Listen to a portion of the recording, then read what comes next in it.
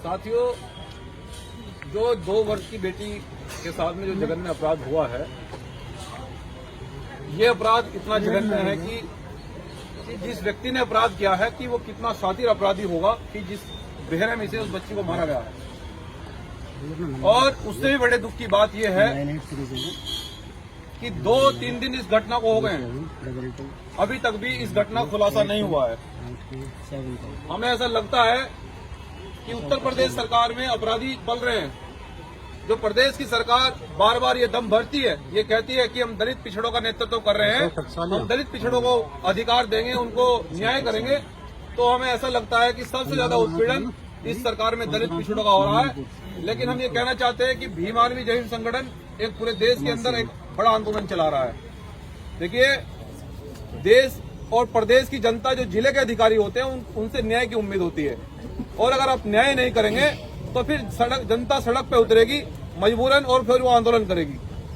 और उससे पहले मैं आपको एक बात कहना चाहता हूं मेरठ के लोगों कि ये अपराध पहली बार नहीं हुआ है। मेरठ में जितने भी अपराध हुए हैं सब में हम लोगों ने न्याय की बात करी, लेकिन मेरठ के अंदर ही सबसे ज्यादा अपराध क्यों हो रहा है? क्या आप लोगों ने सोचा है कभी कि हमें बाबा साहब और काशीराम साहब एक बात कहा करते थे कि पीटा कमजोर को पीटा जाता है, बलि जो है वो बकरे की दी जाती है, शेर की बलि नहीं दी जाती।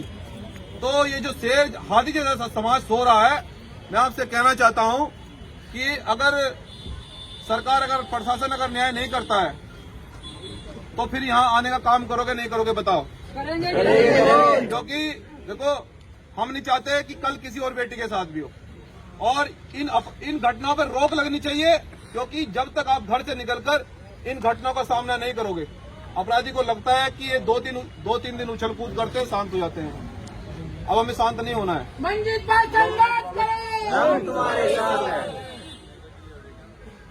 जब तक बेटी को न्याय ना मिले तो हम यहाँ से हिलने वाले नहीं हैं। और जिलाधिकारी महोदय, हम आपसे न्याय की उम्मीद लेकर आए हैं। अगर आप न्याय नहीं करोगे तो भैया सरकार आपकी है, प्रशासन आपका है, आप हम पे लाठीचार्ज करवा दो, लेकिन हम संविधान को हाथ में लेकर बैठे हैं। जब तक न्याय नहीं मिलेगा, बेटियों के हत्यारों को जब तक आप सलाखों के पीछे नहीं पहुंचाओगे, जब तक हम यहाँ से हिलने वाले नहीं हैं। और ये बहुजन समाज के लोगों, आप भी यहाँ से संकल्प लेकर जाएं।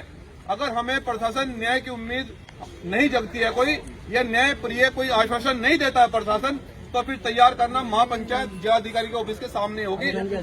और इस बार सुनो, बैठ जाओ माता जी। अब ये एक पीड़ित परिवार हो रहा है। कल एक हमारे भाई को गोली मारी। माता जी बैठ जाओ, भैया बैठ जाओ, आप बैठ जाओ, माता जी बैठ जाओ, ये बैठ जाओ बहन, बैठ जाओ। अब ये परिवार एक और आ गया है। इस परिवार के व्यक्ति को कल गोली मारी गई है, उसमें भी अब तक कोई स्पष्टीकरण नहीं आया। तो हम ये कहना चाहते हैं कि जिस प्रकार से गोलियों से हम लोगों को भूना जा रहा है, गाजर मूली की तरह काटा जा रहा है, कब तक सहन करोगे? क्या हम लोग गाजर मूली की तरह कटने के लिए पैदा हुए? नहीं। अरे हमारे पुरखों ने शासन किया है देश के अंदर, संविधान निर्माता की कौम से हम लोग आते हैं।